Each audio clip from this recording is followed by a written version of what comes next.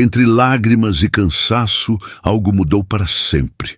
Eu olhava para o teto do abrigo temporário, observando manchas de umidade que pareciam mapas de territórios perdidos, e me perguntava se Deus ainda me via, se Ele ainda se importava com uma mulher que havia perdido o emprego, a casa, a dignidade e, por fim, a esperança. Naquela terça-feira à noite, eu havia aceitado que minha vida havia se tornado uma sequência de perdas impossível de reverter. Não é acaso você estar ouvindo isto agora. Talvez você já tenha se sentido assim, quando a vida desmorona e o único lugar que resta é o desespero, literal e simbolicamente. Há algo que nunca contei, não por vergonha, mas porque algumas dores são tão profundas que palavras comuns não alcançam. As mudanças de Deus raramente chegam em caminhões de mudança, com trombetas e fanfarra. Elas vêm nas madrugadas silenciosas, quando achamos que estamos completamente sozinhos, quando o desespero já nos ensinou a não esperar mais nada. Talvez você esteja onde eu estive, num lugar onde esperança parece palavra de outro idioma, de outra realidade, de outra vida que não a sua.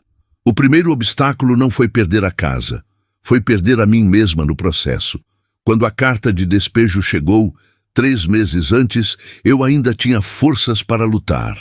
Bati em todas as portas, liguei para todos os conhecidos, implorei por extensões de prazo que nunca vieram. O proprietário não tinha rosto, apenas um escritório de advocacia que enviava papéis timbrados e prazos inflexíveis. Meus móveis foram para um depósito que eu não consegui pagar por mais de 2 semanas. Depois foram leiloados. Cada peça levada era um pedaço da minha história. A mesa onde minha avó ensinou a fazer pão. A estante que meu pai construiu quando eu nasci. O sofá onde eu embalava meus sonhos de um futuro melhor. Tudo virou número de lote em um leilão de segunda-feira pela manhã. Você sente Deus falando agora? Porque naqueles dias eu não sentia. Eu acordava no abrigo temporário onde consegui vaga por 2 semanas. E o cheiro de mofo e desinfetante misturado me embrulhava o estômago antes mesmo de abrir os olhos. O som de pessoas desconhecidas roncando, tossindo, chorando baixinho no escuro. O gosto amargo do café fraco que serviam às 6 da manhã, em copos plásticos rachados. Cada sentido meu estava sendo treinado para aceitar a derrota. Cada detalhe físico daquela realidade martelava em minha alma uma única mensagem. Você falhou. E a pior parte, eu acreditava nessa mentira. Na manhã de quinta-feira, 2 semanas depois de perder o abrigo por esgotamento do prazo máximo de estadia, eu estava oficialmente nas ruas. Carreguei comigo apenas uma mochila com roupas, documentos e uma Bíblia que minha mãe me deu antes de partir deste mundo. Eu ainda não tinha coragem de abri-la. Parte de mim sentia raiva de Deus. Parte de mim sentia vergonha de sentir raiva. Caminhei pelas ruas da cidade procurando bancos de praça onde pudesse sentar sem ser expulsa. Mas cada lugar tinha suas regras invisíveis, seus donos territoriais, seus perigos noturnos. Foi quando lembrei da igreja. Não qualquer igreja, mas aquela pequena congregação no bairro onde cresci. Um edifício humilde, sem pompas, mas que sempre teve portas abertas. Pelo menos era isso que diziam. Entrei numa tarde de sexta-feira, quando o sol começava a se pôr e as sombras ficavam longas sobre os bancos vazios. O pastor Martins estava lá, um homem de uns 60 anos, cabelos grisalhos e olhos cansados, de quem já viu muita dor humana. Não precisei explicar muito. Ele olhou para minha mochila, para meus olhos inchados, para minhas roupas amarrotadas e apenas acenou com a cabeça. Você pode ficar, ele disse. Use o banheiro para se lavar, tem um armário com cobertores no fundo. Apenas mantenha tudo arrumado pela manhã antes do culto das 9. Eu agradeci, sem conseguir olhar diretamente para ele, com aquela gratidão envergonhada de quem se tornou peso na vida dos outros. Naquela primeira noite, o silêncio da igreja vazia parecia gritar. Estendi um cobertor sobre o tapete surrado do corredor lateral, longe do altar, como se nem mesmo ali eu merecesse estar no centro. Talvez você conheça essa sensação de ser aceito por compaixão e não por valor, de ser tolerado, mas não querido, de ocupar espaços que não são seus, vivendo de gentilezas alheias. O ventilador velho no teto girava com um rangido metálico constante. Era o único som na madrugada fria, além do latido ocasional de cachorros nas ruas próximas e do barulho distante de carros. O ar tinha cheiro de cera de vela, madeira antiga e pó acumulado. Cada textura daquele lugar foi se tornando familiar nos dias seguintes. A aspereza do tapete sob minhas costas, a frieza da parede de alvenaria quando eu encostava, a luz alaranjada dos postes que entrava pelas janelas altas e pintava padrões no teto. Mas o que eu não sabia é que algo estava sendo preparado. Não que eu acreditasse nisso naquele momento. Para mim, aquele chão frio era apenas mais um testemunho da minha falha. Eu passava os dias procurando emprego, mas a cada entrevista eu via o mesmo olhar quando informava que estava sem residência fixa. O mesmo recuo sutil, a mesma cortesia gelada, o mesmo já entraremos em contato que nunca acontecia. Voltava para a igreja ao entardecer, tomava banho no banheirinho simples com cheiro de sabonete de coco, vestia o único pijama limpo que tinha e me deitava naquele chão. Às vezes chorava, outras vezes estava tão cansada que sequer as lágrimas vinham. O segundo obstáculo chegou como uma espiral descendente. Não bastava estar sem casa. Minha saúde começou a fraquejar. As noites mal dormidas no chão duro começaram a cobrar seu preço. Acordei numa terça-feira com dores terríveis nas costas e no pescoço. Cada movimento era uma agonia. Tomei os analgésicos mais baratos que encontrei na farmácia, mas o alívio durava poucas horas. Pior que a dor física era a dor emocional de perceber que eu estava entrando num ciclo vicioso. Sem saúde, não conseguia trabalhar. Sem trabalhar, não conseguia sair daquela situação. Sem sair daquela situação, minha saúde piorava. Era uma espiral que sugava qualquer resquício de força que ainda restasse. Algo muda dentro de você agora, enquanto lê isto, não é? Porque você reconhece essa sensação. Talvez não seja exatamente a mesma situação, mas o sentimento é universal. A sensação de estar preso num ciclo impossível de romper, onde cada tentativa de sair te puxa mais para dentro. Numa quinta-feira pela manhã, 3 semanas depois de começar a dormir na igreja, eu estava sentada nos degraus da entrada, observando as pessoas passarem apressadas para seus empregos, suas vidas, suas rotinas. Todas pareciam ter um lugar para onde ir. Todas, menos eu.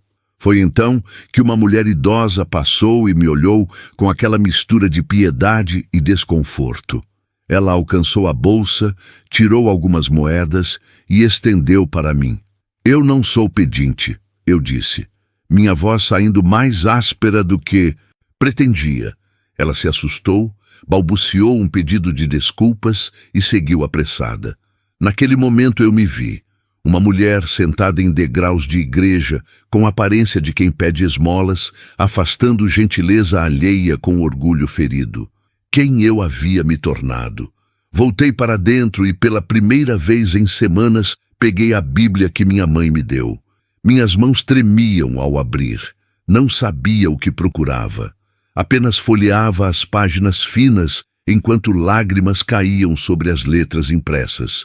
Foi então que meus olhos pousaram em uma passagem de Salmos. O Senhor é o meu pastor, e nada me faltará. Deitar-me faz em verdes pastos, guia-me mansamente a águas tranquilas, refrigera a minha alma. Ainda que eu andasse pelo vale da sombra da morte, não temeria mal algum, porque tu estás comigo. Palavra. Eu estava literalmente no vale da sombra da morte. Não morte física, mas morte de sonhos, de dignidade, de futuro.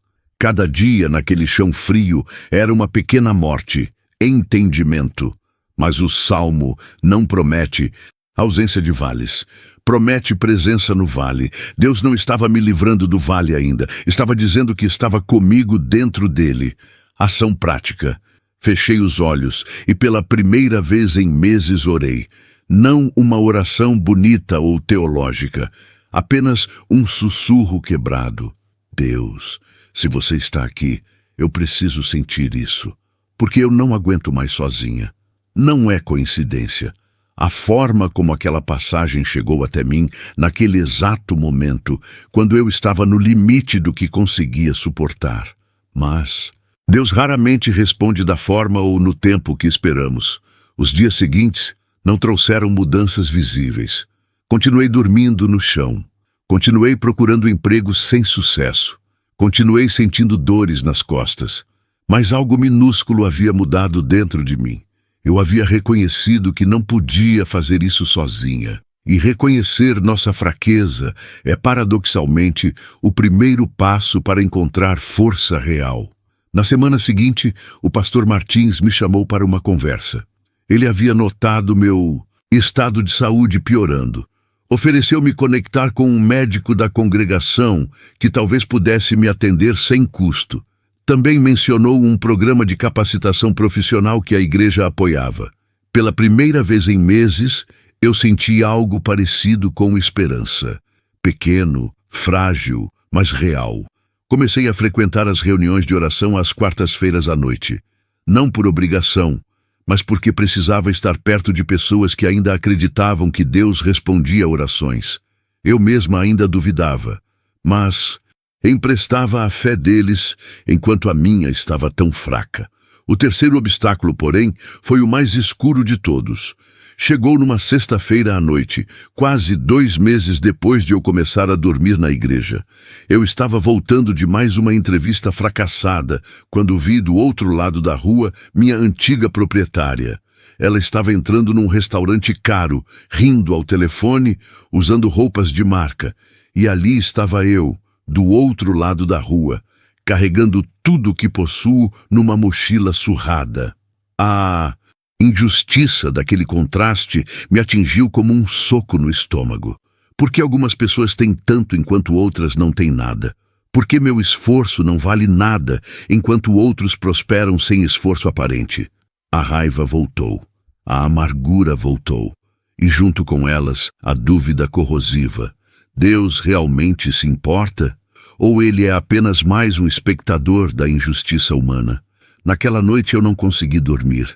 Fiquei deitada no chão da igreja com os olhos abertos, observando as sombras no teto se moverem conforme carros passavam lá fora. Aquele foi meu momento mais sombrio. Não o momento em que perdi a casa ou o emprego, mas o momento em que perdi até a capacidade de acreditar que poderia haver um amanhã diferente. É onde você olha para o futuro e vê apenas um vazio interminável. Eu estava naquele lugar. O lugar onde orações parecem ecoar num vazio cósmico sem resposta. Onde versículos bíblicos soam como poesia bonita, mas irrelevante para a realidade brutal. Pare. Respire. O Espírito está prestes a falar. Não da forma que você espera, não com vozes audíveis ou aparições, mas da forma que ele sempre fala para corações quebrados, através da quietude que vem depois da tempestade interior, quando você já não tem mais forças para gritar. Amanheceu sábado. Eu havia passado a noite inteira acordada, numa espécie de vigília involuntária da alma. Quando as primeiras luzes do dia começaram a entrar pelas janelas, eu me levantei. Meu corpo estava dolorido, meus olhos ardiam de cansaço. Mas algo dentro de mim estava diferente. Não melhor, apenas diferente, como se eu tivesse cruzado alguma linha invisível durante aquela noite. Arrumei meu cobertor, guardei minhas coisas e fui até o banheiro para me lavar. O espelho refletia uma mulher que eu mal reconhecia. Olhos fundos, rosto marcado, cabelos sem vida. Mas havia algo além da aparência física. Havia uma rendição, não desistência. Rendição. A diferença sutil entre largar tudo e entregar tudo. Lavei o rosto com água fria. O sabonete De coco tinha o cheiro familiar de todas aquelas manhãs. Sequei-me com a toalha áspera, e quando voltei para o salão principal da igreja, meu coração quase parou. Havia um envelope pousado sobre o tapete onde eu havia dormido. Um envelope branco, simples, sem nada escrito do lado de fora. Olhei ao redor. A igreja estava completamente vazia. As portas estavam fechadas como eu as havia deixado. Ninguém havia entrado, pelo menos não que eu tivesse visto ou ouvido. Aproximei-me devagar, como se o envelope pudesse desaparecer se eu me movesse rápido demais. Ajoelhei-me, peguei-o com mãos trêmulas. Dentro havia dinheiro, não uma fortuna, mas o suficiente para várias semanas de alimentação, medicamentos para minhas dores e talvez até o depósito de um quarto alugado. Junto com o dinheiro, um pequeno papel com palavras escritas à mão. Porque eu cuido de você. Sempre cuidei. Algo quebrou dentro de mim naquele momento. Não algo ruim, algo que precisava quebrar. A última barreira de orgulho, de autossuficiência, de tentar controlar tudo sozinha. Desabei ali mesmo, ainda segurando o envelope, e chorei como não chorava desde que tudo começou. Não eram lágrimas de tristeza. Eram lágrimas de alguém que estava morrendo de sede e de repente provou água. Eram lágrimas de quem estava perdido na escuridão e viu uma luz ao longe. Eram lágrimas de quem se achava esquecido e descobriu que estava sendo carregado o tempo todo. Silencie o coração. O céu fala no intervalo da dor. E ali, naquele sábado, de manhã, o céu estava falando muito claro.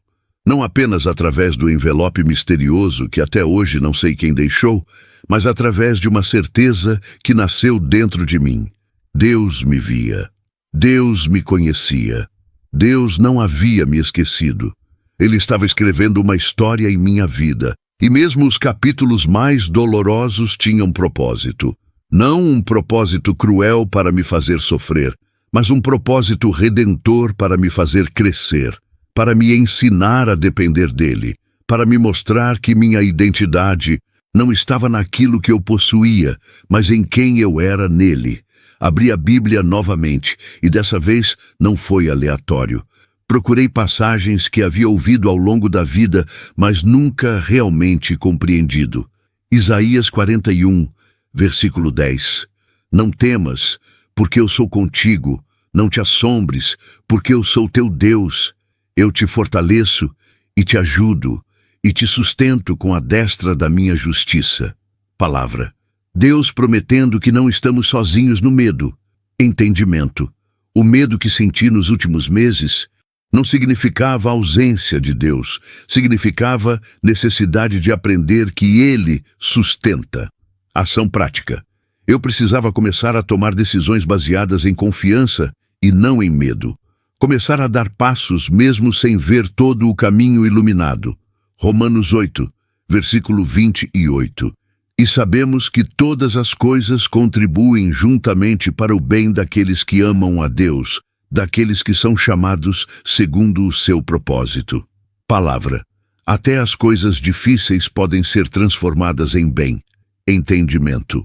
Minha situação não era desejada por Deus, mas Ele podia usá-la para algo maior, para me moldar, me fortalecer, me preparar para um futuro que eu ainda não podia ver. Ação prática. Parar de perguntar por que isso aconteceu comigo e começar a perguntar o que Deus quer que eu aprenda com isso. Jeremias 29, versículo 11.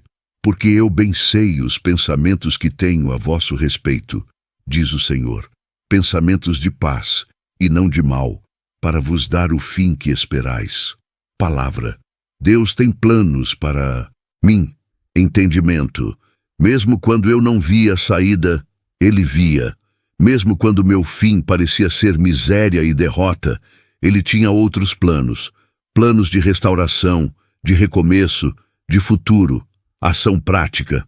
Começar a viver como alguém que tem esperança, não como alguém que está apenas sobrevivendo ao presente. Com o dinheiro do envelope, fui até uma farmácia e comprei os medicamentos que precisava. A dor nas costas começou a melhorar nos dias seguintes. Comprei roupas adequadas para entrevistas numa loja de segunda mão. Nada extravagante, mas limpo e apresentável. E, principalmente, usei parte do dinheiro para fazer o depósito de um quarto simples numa pensão próxima. Não era muito.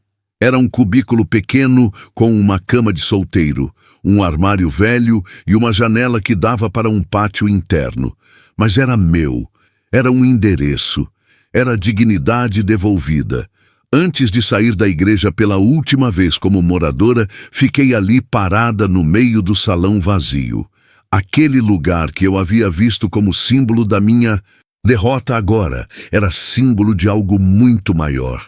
Era o lugar onde Deus me encontrou quando eu não tinha mais nada. Era o lugar onde aprendi que às vezes precisamos perder tudo para encontrar o que realmente importa. Ajoelhei ali mesmo, no chão onde passei tantas noites, e fiz minha primeira oração de verdadeira rendição. Senhor, eu me cansei de lutar sozinha.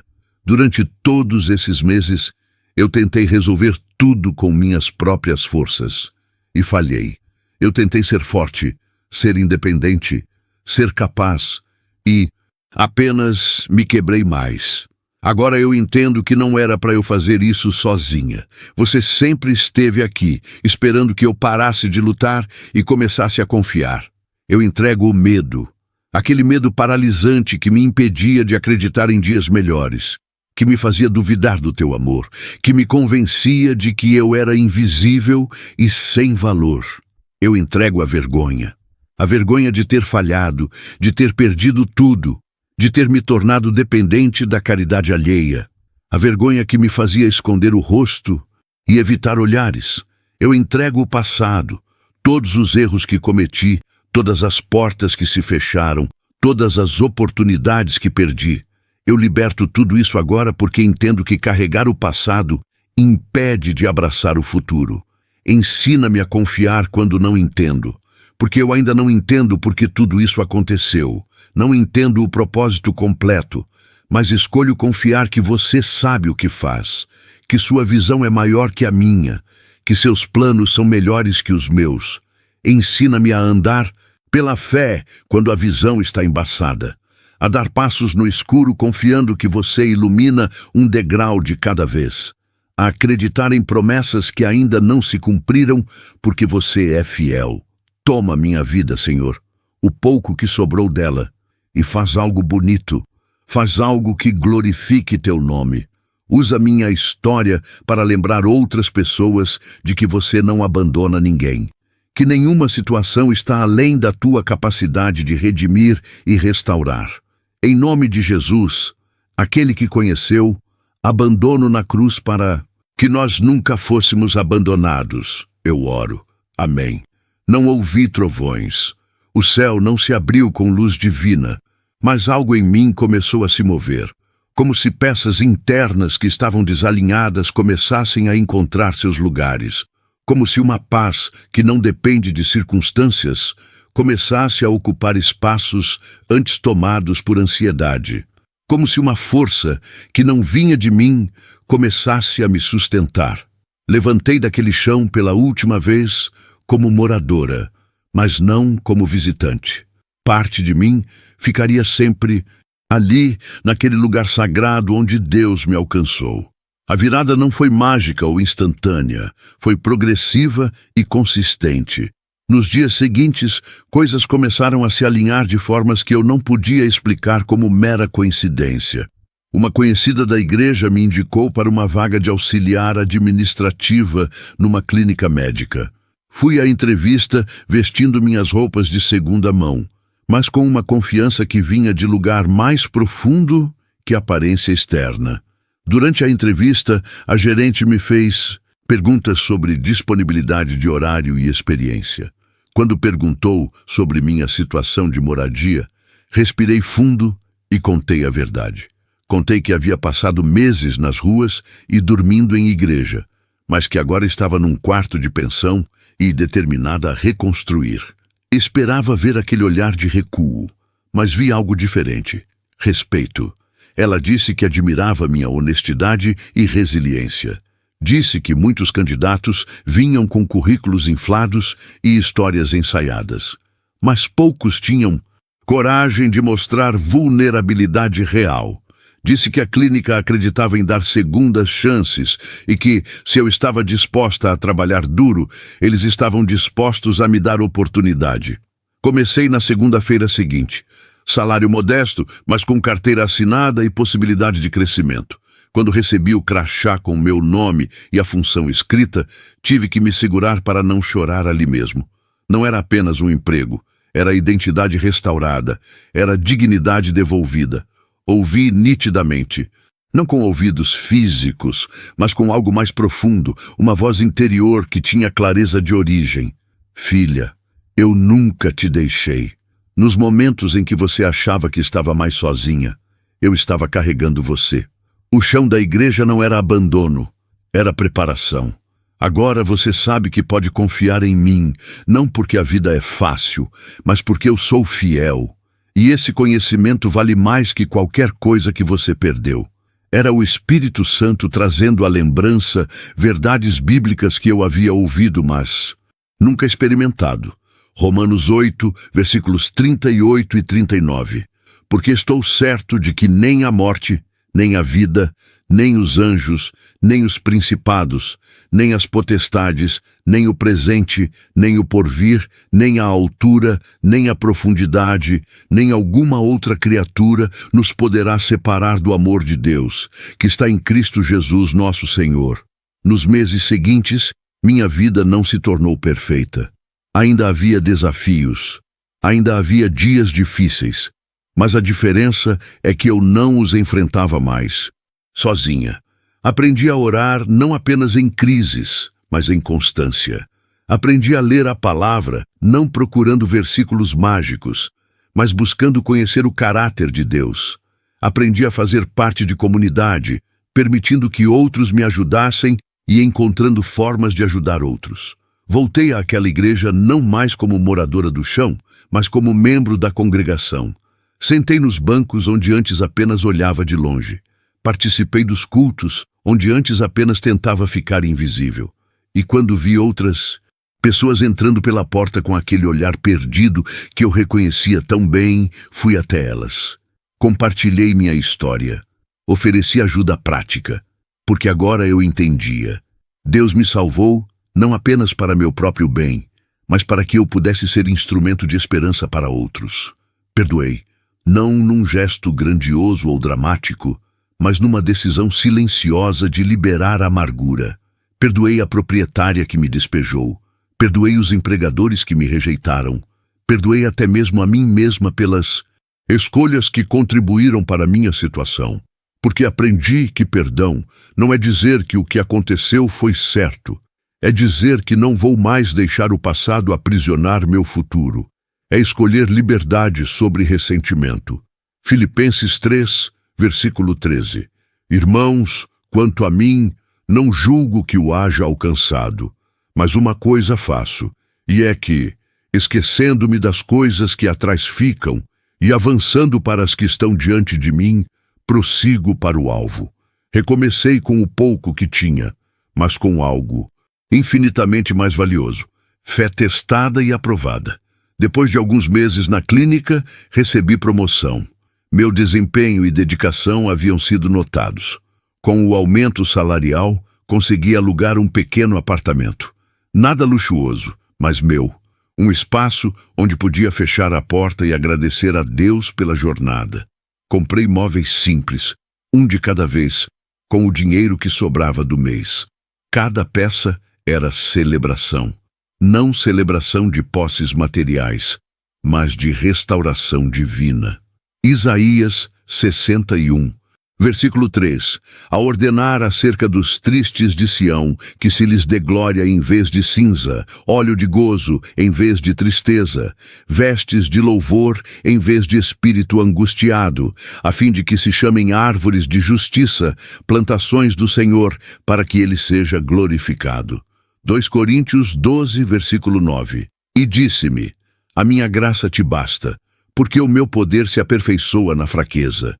De boa vontade, pois, me gloriarei nas minhas fraquezas, para que em mim habite o poder de Cristo. Minha fraqueza não foi obstáculo para Deus. Foi convite para seu poder se manifestar. Quando eu era forte em mim mesma, achava que não precisava dele. Quando me quebrei completamente, descobri que ele é tudo o que preciso. E essa descoberta transformou tudo. Não apenas minhas circunstâncias externas, mas minha essência interior. Não sou mais quem era antes de perder tudo. Sou alguém melhor, alguém mais profundo, alguém que sabe que segurança não está em contas bancárias ou posses, mas em estar fundamentado em quem nunca muda, nunca falha, nunca abandona. Salmo 30, versículo 5. Porque a sua ira dura só um momento. No seu favor está a vida. O choro pode durar uma noite, mas a alegria vem pela manhã. Durante meses, minha noite pareceu interminável, mas a manhã chegou. Não quando eu esperava ou como eu esperava, mas chegou mais gloriosa do que eu poderia imaginar.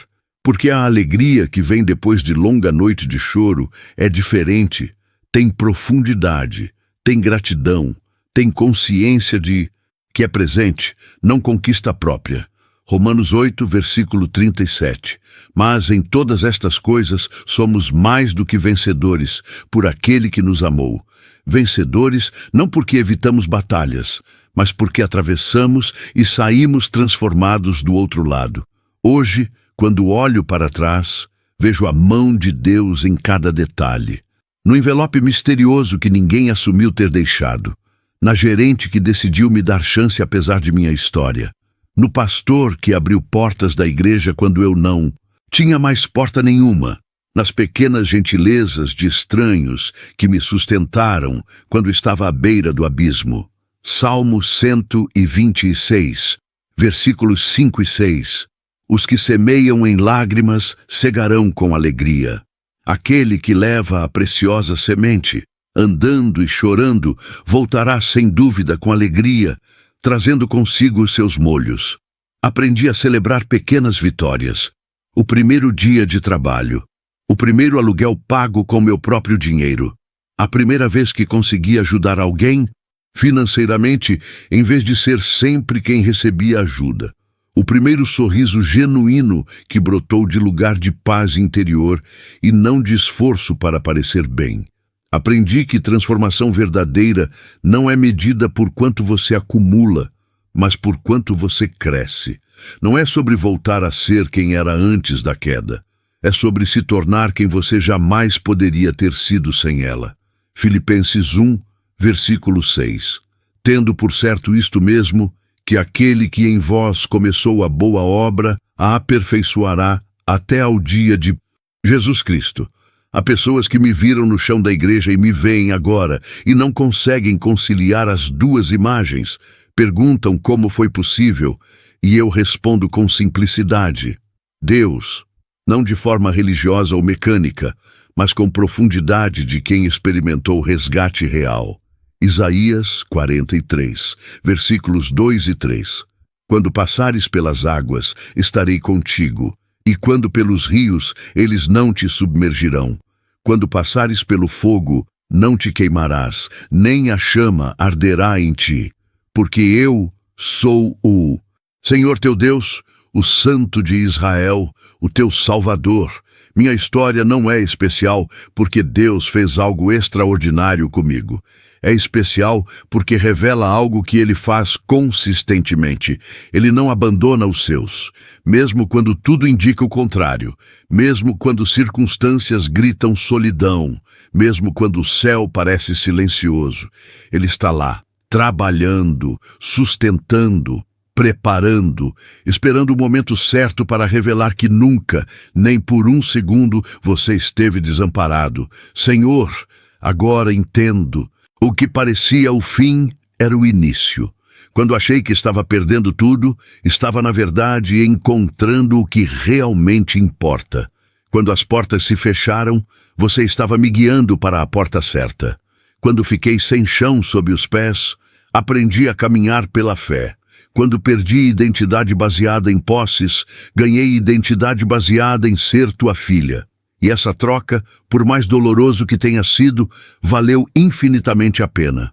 Usa minha vida agora para encorajar outras pessoas. Usa minha história para lembrar corações feridos de que você é especialista em restaurar o que foi quebrado. Recebo a história que o céu está escrevendo em mim, cada capítulo, inclusive os dolorosos, porque agora sei que o autor é bom, que seu enredo tem propósito e que o final será glorioso. Não pela minha força, mas pela tua graça. Não pelo meu esforço, mas pela tua fidelidade. Toma cada área da minha vida e faz tua vontade, porque aprendi que tua vontade, mesmo quando não entendo, é sempre melhor que meus planos. Ajuda-me a nunca esquecer as lições, a humildade de depender, a força que vem da fraqueza rendida, a paz que transcende entendimento. Mantém-me compassiva com quem ainda luta. Que minha vida inteira seja louvor contínuo. Não apenas palavras cantadas, mas ações vividas. Obrigado por não me ter abandonado, por me ter amado quando eu era impossível de amar, por ter visto valor quando eu não via nenhum. Tu és fiel, Senhor, e essa fidelidade é fundamento sob meus pés. Em nome de Jesus, que conheceu abandono, para que conhecêssemos adoção, que experimentou rejeição, para que recebêssemos aceitação. Eu oro e agradeço. Amém. Há paz agora, não ausência de problemas, mas presença constante de quem é maior que qualquer problema. Há esperança agora, não baseada em circunstâncias favoráveis, mas fundamentada em caráter de Deus que não muda. E quando me pergunto se realmente passei por tudo aquilo, se realmente dormi meses no chão gelado de igreja, basta olhar para a Bíblia surrada que está sobre minha mesa, aquela que minha mãe me deu, aquela que abri quando não tinha mais forças. As páginas do Salmo 23 ainda têm marcas de lágrimas, e essas marcas são para mim mais preciosas que ouro. São lembrança física de encontro espiritual. São evidência de que, quando tudo mais falha, Deus permanece. E hoje, enquanto conto esta história, enquanto revivo cada detalhe doloroso e cada momento de vitória, sei exatamente por que passei por tudo isso. Foi para poder olhar nos olhos de alguém que está onde eu estive e dizer com autoridade absoluta: eu sei como você se sente, sei o que é não ter esperança, sei o que é achar que não existe saída, e sei, com mesma certeza absoluta, que Deus vê você, que Ele tem planos, que o que parece fim pode ser recomeço, que sua história ainda está sendo escrita. E o autor não comete erros. Deixe-me pausar aqui por um momento, porque há algo que precisa ser dito com toda a profundidade que essa jornada merece. Algo que vai além da narrativa superficial de perda e restauração. Algo que toca na essência do que significa ser humano diante de um Deus que nos convida para uma dança eterna entre quebrantamento e cura, entre deserto e terra prometida, entre morte e ressurreição. Quando olho para trás, para aqueles meses no chão frio da igreja, não vejo apenas uma mulher em situação de rua. Vejo uma representação de algo muito maior.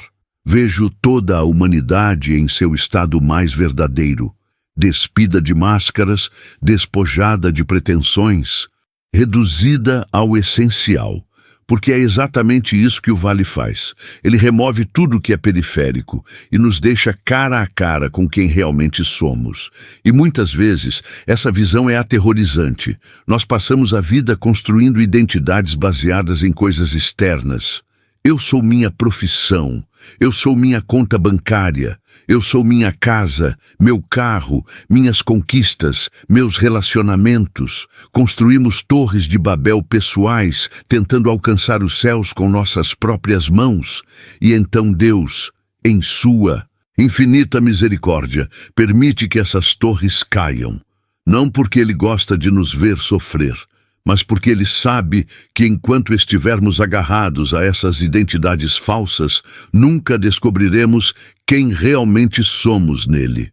O chão da igreja não foi apenas meu endereço temporário. Foi meu altar de sacrifício. Ali, tudo que eu achava que me definia foi queimado.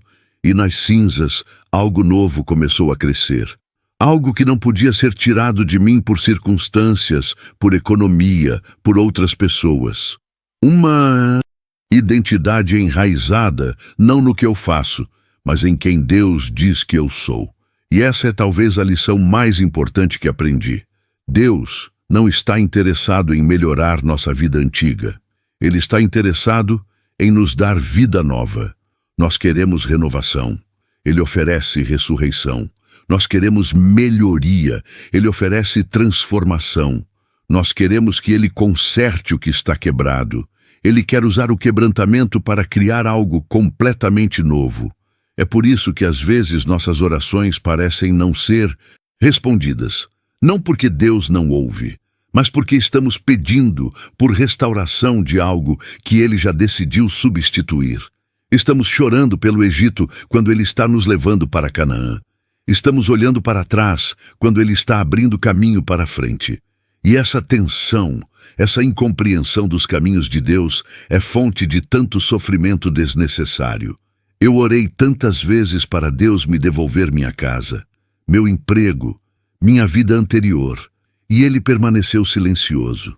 Não porque não se importava, mas porque Ele sabia que aquela vida, por mais confortável que fosse, estava me mantendo pequena, estava me mantendo dependente de coisas que podiam ser tiradas, estava me mantendo em zona de conforto que impedia crescimento real. Então Ele permitiu o desconforto, permitiu a perda, permitiu o vale. E no vale, longe de todas as distrações, longe de todos os confortos, longe de todas as muletas, eu finalmente pude ouvi-lo. Porque Deus não grita sobre o barulho da nossa vida agitada. Ele sussurra no silêncio do vale, e só quem está no vale, sem mais nada para se agarrar, consegue ouvi-lo claramente. Há algo profundamente transformador sobre perder tudo. Não estou romantizando o sofrimento. Não estou dizendo que pobreza é bênção ou que dor é desejável. O que estou dizendo é que há graça escondida na perda, a libertação no despojamento, a clareza na simplicidade forçada. Quando você não tem nada, você descobre o que realmente importa. Quando todas as opções são removidas, você finalmente pode ver o caminho certo. Quando todas as vozes se calam, você finalmente pode ouvir a voz que importa. E essa é a ironia cruel e bela da fé. Às vezes, para ganhar tudo, precisamos perder tudo. Para encontrar vida, precisamos morrer. Para ser exaltados, precisamos ser humilhados. Para ser preenchidos, precisamos ser esvaziados. Pense no envelope. Aquele envelope misterioso que apareceu quando eu mais precisava. Por anos me perguntei quem o deixou. Procurei pistas, quis agradecer, quis saber e nunca descobri. E talvez essa seja a própria lição. Talvez Deus tenha mantido o doador anônimo para me ensinar algo fundamental. Não é sobre quem trouxe a provisão, é sobre quem enviou. Os humanos são apenas instrumentos, condutos, vasos através dos quais a graça de Deus flui. E quando focamos no instrumento, perdemos de vista a fonte. Aquele envelope não veio de uma pessoa generosa. Veio do céu. Aquela pessoa foi apenas o carteiro de Deus. E Deus tem bilhões de carteiros. Quando um não está disponível, Ele usa outro. Quando um recurso se esgota, Ele abre outro. A questão nunca é se Deus pode prover. A questão é se estamos olhando para Ele ou para os meios. Quantas vezes limitamos Deus porque olhamos apenas para os recursos visíveis? Olhamos para nossa conta bancária e dizemos, não há como. Olhamos para nossas conexões e dizemos, não conheço ninguém que possa ajudar. Olhamos para nossas circunstâncias e dizemos, é impossível. E enquanto estamos olhando para baixo, calculando, Impossibilidades, Deus está acima, preparando possibilidades que nem sequer imaginamos. Ele não precisa do que você tem. Ele não está limitado pelo que você conhece. Ele não está restrito pelo que você pode ver. Ele é Deus de onde não há. Ele é especialista em fazer caminho onde não existe caminho. Ele é mestre em tirar água da rocha, maná do céu, multiplicar pães e peixes. E ele é o mesmo ontem, hoje e para sempre. Mas aqui está a parte difícil, o tempo de Deus. O tempo de Deus. Essa é, talvez, a fonte de maior angústia para quem está no vale. Porque no vale, minutos parecem horas, horas parecem dias, dias parecem eternidades. E você clama: até quando, Senhor? Até quando? E o silêncio, o terrível silêncio que parece confirmar seus piores medos. Ele não está ouvindo, ele não se importa, ele me esqueceu. Mas a verdade gloriosa e frustrante ao mesmo tempo, é que Deus nunca está atrasado. Ele simplesmente não está no nosso relógio. Nós medimos tempo em segundos, minutos, horas. Deus mede tempo em maturidade, preparação, propósito. Nós queremos a bênção agora. Deus quer nos preparar para sustentar a bênção quando ela vier, porque aqui está algo que não entendemos. Bênçãos prematuras podem ser maldições disfarçadas. Se Deus tivesse me tirado da igreja no primeiro dia que orei, eu teria aprendido o quê? Que Deus é um gênio da lâmpada que responde pedidos? Que fé é transação comercial onde fazemos pedidos e Ele entrega? Não. Eu precisava aprender algo muito mais. No profundo, precisava aprender que Deus é suficiente mesmo quando não há provisão. Que sua presença vale mais que qualquer presente. Que intimidade com Ele é mais valiosa que solução de problemas. Que conhecê-lo é o verdadeiro tesouro, não as coisas que Ele pode dar. E essas lições profundas que sustentam fé genuína, só podem ser aprendidas no fogo refinador do tempo prolongado no vale. E há outro aspecto do tempo que precisa ser explorado. Deus estava trabalhando mesmo quando parecia não estar fazendo nada. Enquanto eu chorava naquele chão, Ele estava movendo peças. Enquanto eu procurava emprego sem sucesso, Ele estava fechando portas erradas e guardando a porta certa. Enquanto eu me sentia esquecida, Ele estava preparando pessoas que nem me conheciam para serem instrumentos de provisão. Enquanto eu achava que nada estava acontecendo, tudo estava acontecendo. Nos bastidores invisíveis da realidade espiritual, Deus estava orquestrando. E essa orquestração divina, por definição, leva tempo, porque envolve coordenar pessoas, circunstâncias, preparação, propósito. Envolve não apenas me tirar do vale, mas me transformar no processo. Envolve não apenas mudar situação, mas mudar caráter. Deixe-me ser ainda mais específica sobre transformação de caráter. Porque esse é o verdadeiro trabalho que Deus estava fazendo em mim.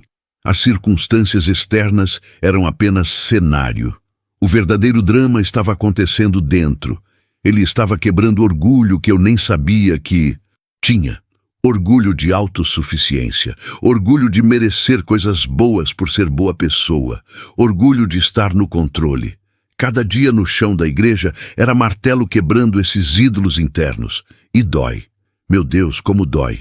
Porque quando Deus quebra ídolos, Ele está quebrando coisas que nos são preciosas, coisas que defendemos, coisas que achamos que são partes essenciais de quem somos. Só depois, quando a poeira baixa e podemos ver com clareza, percebemos que não eram partes nossas, eram prisões nossas. A autossuficiência parecia virtude. Nossa cultura celebra pessoas que não precisam de ninguém, que se viram sozinhas, que são independentes, mas na economia do reino de Deus, autossuficiência é pecado, porque nega a própria essência da fé. Dependência total de Deus. Quando posso resolver tudo sozinha, não preciso de Deus. Quando tenho recursos próprios, não preciso de provisão divina. Quando estou no controle, não preciso confiar nele. E então, em sua misericórdia, Deus permite que percamos controle, que acabem recursos, que sejamos colocados em situações onde nossas capacidades são absolutamente insuficientes. E ali, naquele lugar de total dependência, finalmente aprendemos o que significa fé real. Não fé teórica, não fé de domingo, mas fé de sobrevivência. Fé de ou Deus age ou eu não passo dessa. E há uma liberdade estranha e maravilhosa que vem quando chegamos nesse lugar. Quando finalmente soltamos a ilusão de controle e admitimos, eu não posso, mas Deus pode. Quando paramos de fingir força que não temos e abraçamos fraqueza honesta. Quando deixamos de performar religião e começamos a viver relacionamento real. Porque Deus não pode trabalhar através de máscaras. Ele só pode trabalhar através de rendição genuína. E rendição genuína só acontece quando somos despojados de tudo que usávamos para esconder nossa necessidade. O chão da igreja me despojou, e no despojamento encontrei o que havia buscado a vida inteira sem saber. Aceitação completa, não apesar da minha fraqueza, mas na minha fraqueza. Isso me leva a outra reflexão profunda, a diferença entre provação e punição. Muitos de nós, quando passamos por vales, automaticamente assumimos que Deus está bravo conosco, que estamos sendo punidos, que fizemos algo errado e agora estamos pagando. E essa mentira, essa interpretação errônea do caráter de Deus, adiciona culpa ao sofrimento já difícil. Mas a verdade é radicalmente diferente. Deus não pune filhos com circunstâncias difíceis. Ele permite que filhos amados passem por circunstâncias que os moldarão. A diferença é crucial. Punição é retrospectiva. Você errou, agora pague. Provação é prospectiva. Estou te preparando para onde vou te levar. Punição olha para trás com condenação. Provação olha para frente com propósito. Quando entendi isso, quando realmente absorvi que Deus não estava com raiva de mim, mas trabalhando em mim, tudo mudou. A amargura deu lugar à curiosidade. Senhor, o que você quer me ensinar? O ressentimento deu lugar à confiança. Senhor, eu não entendo, mas confio que você sabe o que faz. A desesperança deu lugar à expectativa. Senhor, o que você está preparando? E essa mudança de perspectiva por si só já é vitória. Porque podemos estar nas mesmas circunstâncias externas, mas em realidades espirituais completamente diferentes, dependendo de como interpretamos o que está acontecendo. 2 prisioneiros olhavam através das grades. Um via lama, outro via estrelas. Mesmas grades, perspectivas diferentes. Experiências diferentes. E isso me traz ao conceito de vales como lugares de preparação e não apenas de sofrimento. Na geografia física, vales são sempre transições. Você desce de uma montanha, atravessa um vale, sobe para outra montanha. Vales conectam alturas. E espiritualmente é a mesma coisa. Deus não nos coloca no vale para nos deixar lá. Ele nos leva através do vale para nos levar a alturas maiores do outro lado. Mas a palavra-chave é através, não fora de, não ao redor de, através. Porque no atravessar, no caminhar pelo meio, no experimentar cada passo daquele lugar difícil, algo acontece em nós que não poderia acontecer de nenhuma outra forma. Músculos espirituais são desenvolvidos. Fé é testada e fortalecida. Caráter é formado. E quando finalmente saímos do outro lado, não somos mais quem éramos quando entramos. Somos versões transformadas, versões mais profundas, versões mais parecidas com Cristo. Porque no final das contas, esse é o objetivo de Deus, nos conformar à imagem de Cristo. E Cristo conheceu sofrimento. Cristo experimentou rejeição. Cristo passou por abandono. Cristo desceu aos lugares mais baixos antes de ser exaltado ao mais alto. E se queremos ser como Ele, se realmente queremos essa semelhança, não podemos pular os vales que Ele atravessou. Não podemos pedir coroa sem cruz. Não podemos querer ressurreição sem morte. Não podemos almejar glória sem sofrimento. E Deus, em sua sabedoria infinita, nos ama demais para nos dar atalhos que impediriam nosso crescimento. Ele nos ama demais para nos poupar de experiências que nos tornarão mais como seu filho. Agora, tudo isso soa bonito em teoria, mas na prática, no meio do vale, essas verdades são difíceis de segurar. Quando você está com fome, frio, assustado, sozinho, versículos sobre propósito divino soam vagos e distantes. E é exatamente por isso que precisamos de comunidade. É por isso que Deus nunca planejou que fizéssemos essa jornada sozinhos. O pastor Martins não podia tirar minha dor, mas podia oferecer abrigo. As pessoas na igreja não podiam resolver minha situação, mas podiam orar comigo, emprestar fé quando a minha estava fraca, oferecer presença quando o silêncio de Deus parecia insuportável. E isso é corpo de Cristo funcionando como deveria.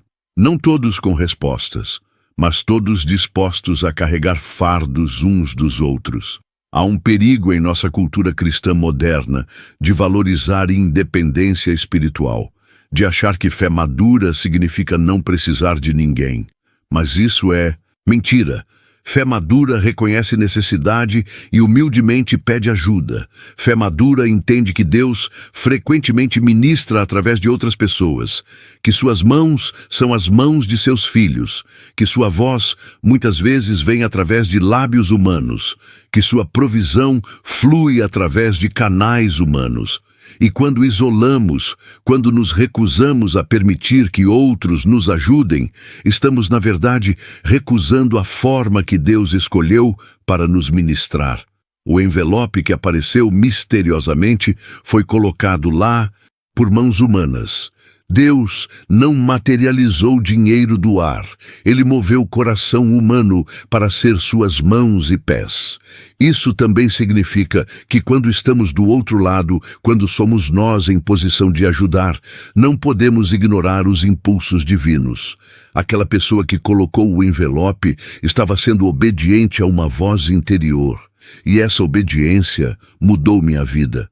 Quantas vezes Deus nos pede para ser resposta à oração de alguém e nós ignoramos?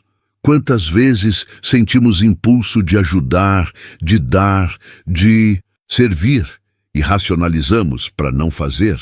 Quantos envelopes deixamos de entregar porque estávamos ocupados demais, preocupados demais com nossos próprios problemas, ou simplesmente insensíveis demais à voz do Espírito? A história de Deus na Terra é escrita através de pessoas comuns, dispostas a serem extraordinariamente obedientes, e cada um de nós tem papel nessa história maior. Voltando à minha jornada, há outro elemento que precisa ser explorado: o papel do perdão. Perdoar a proprietária que me despejou não foi natural, não foi fácil. Não aconteceu num momento de decisão heróica. Foi processo longo e doloroso de escolher diariamente liberar a amargura, porque a amargura é veneno que tomamos esperando que outra pessoa morra. É prisão que construímos e depois nos trancamos dentro. E enquanto eu segurava raiva, ressentimento, desejo de vingança, eu estava apenas prolongando meu próprio sofrimento. A pessoa que me feriu estava seguindo com a vida dela. Eu era a única sendo consumida pelo ódio. Então perdoar não foi presente que dei a ela. Foi presente que dei a mim mesma. Foi porta de prisão que abri de dentro. Foi peso que larguei para poder caminhar mais leve. E há dimensão espiritual profunda nisso. A Bíblia diz que se não perdoarmos, não seremos perdoados. Não porque Deus é vingativo, mas porque coração que se recusa a perdoar é coração que não entendeu o perdão que recebeu. É coração que ainda está operando em economia de merecimento e não de graça. E coração que opera em merecimento nunca pode realmente receber o perdão de Deus, porque esse perdão é, por definição, imerecido. Então, quando perdoei, eu estava não apenas liberando outras pessoas, Estava entrando mais profundamente na compreensão da graça. Estava experimentando a liberdade que vem quando paramos de manter registros de ofensas e começamos a viver em misericórdia. E essa misericórdia, essa capacidade de ver pessoas que nos feriram como pessoas também feridas, também quebradas, também em suas próprias jornadas. Isso transforma não apenas nossos relacionamentos, mas nossa própria alma. Quando posso olhar para quem me despejou e pensar, ela também tem história, também tem dores, também está lutando suas batalhas invisíveis. Quando posso ter compaixão em vez de condenação, algo em mim se alinha com o coração de Deus. Porque Deus olha para a humanidade quebrada com compaixão infinita. E quando começamos a ver como Ele vê, quando começamos a amar como Ele ama, quando começamos a perdoar como Ele perdoa, estamos nos tornando mais parecidos com Ele. E essa semelhança é o objetivo supremo de tudo. Agora quero falar sobre o momento da virada. Aquele sábado de manhã, quando o envelope apareceu. Porque há algo que não descrevi adequadamente na narrativa. A sensação de que realidade estava se dobrando, de que o véu entre visível e invisível estava ficando fino, de que dimensões espirituais estavam invadindo dimensões físicas. Não foi apenas envelope, foi manifestação tangível de atenção divina. Foi prova física de cuidado espiritual. Foi o céu tocando a terra. E esses momentos, quando acontecem, mudam algo fundamental em nós. Porque depois de experimentar intervenção divina clara, inequívoca, miraculosa, você nunca mais pode voltar a ser cético completo. Depois de ver Deus mover, você sabe que Ele pode mover novamente. Depois de experimentar provisão sobrenatural, você tem testemunho que ninguém pode tirar de você. E isso é poder de testemunho. Não teoria teológica, não argumentos filosóficos, mas experiência vivida que marca, que transforma, que não pode ser argumentada ou explicada completamente, mas que permanece como rocha de certeza na qual fé se ancora. Meu testemunho não prova nada para ninguém, mas prova tudo para mim.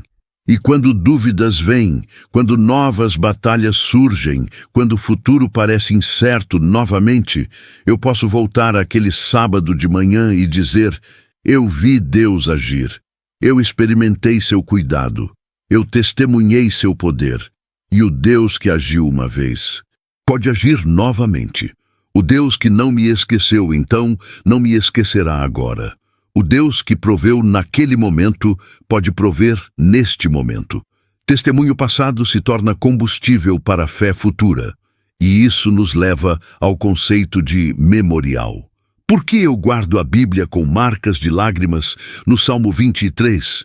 Por que não comprei uma nova, limpa, bonita?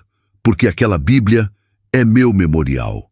É minha pedra de lembrança. É meu Ebenezer. Até aqui o Senhor nos ajudou. Israel foi instruído a construir altares, empilhar pedras, criar memoriais dos momentos em que Deus interveio. Por quê? Porque esquecemos. Porque na próxima crise, na próxima batalha, na próxima temporada difícil, precisamos ser lembrados. Precisamos de âncoras tangíveis que nos tragam de volta à memória do que Deus já fez. Precisamos de provas físicas de fidelidade divina. E então, cada um de nós deveria ter nossos memoriais, nossos lembretes, nossos marcadores de momentos em que céu tocou terra em nossa história pessoal.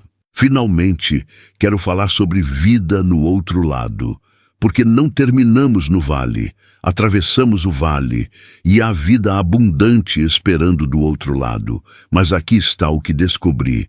Vida no outro lado não é vida sem problemas, não é existência livre de dificuldades, não é realidade onde tudo sempre dá certo. É vida com perspectiva diferente, é existência com fundação firme, é realidade onde problemas existem, mas não definem.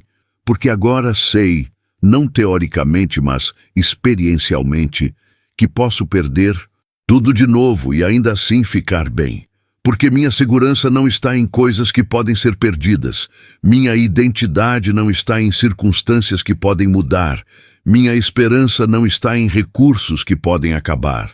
Tudo isso está ancorado em Deus que não muda, não falha, não abandona. E essa segurança interior, essa paz que transcende entendimento, isso é o verdadeiro tesouro que encontrei no vale. Não o emprego novo, não o apartamento, não a estabilidade financeira.